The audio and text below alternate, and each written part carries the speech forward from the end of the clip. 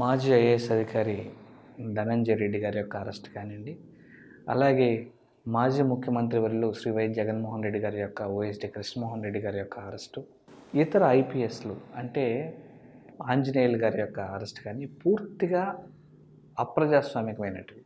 ఎలాంటి ఆధారాలు లేకుండా కక్షపూరితంగా రాజకీయ కుట్రలో భాగంగానే ఈ అరెస్టులు చేయడం జరిగింది.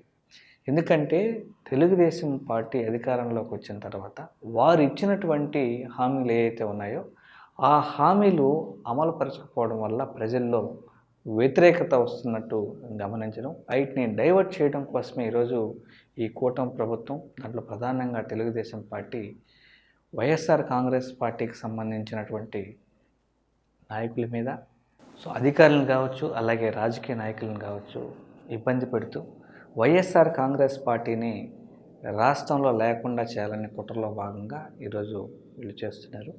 అది ఖచ్చితంగా వాళ్ళ వల్ల కాదు. వైఎస్ఆర్ కాంగ్రెస్ పార్టీని ప్రజల మనస్సుల్లో నుంచి తీసివేయడం అనేది, ఇది ఒక బలమైన నాయకత్వం ఉన్నటువంటి వైఎస్ జగన్మోహన్ రెడ్డి గారి యొక్క నాయకత్వంలో పనిచేస్తున్నటువంటి పార్టీ ఇలాంటి ఎన్ని ఆటుపోట్లు వచ్చినా కూడా ఖచ్చితంగా ఎదుర్కొని వైఎస్ఆర్ కాంగ్రెస్ పార్టీ నాయకులందరూ కూడా ఒక సైన్యంలాగా పనిచేసి 2029లో ఖచ్చితంగా అధికారంలోకి వచ్చి తగిన బుద్ధి చెప్తారని ఈ కూటమి నాయకులకి హెచ్చరిస్తాను.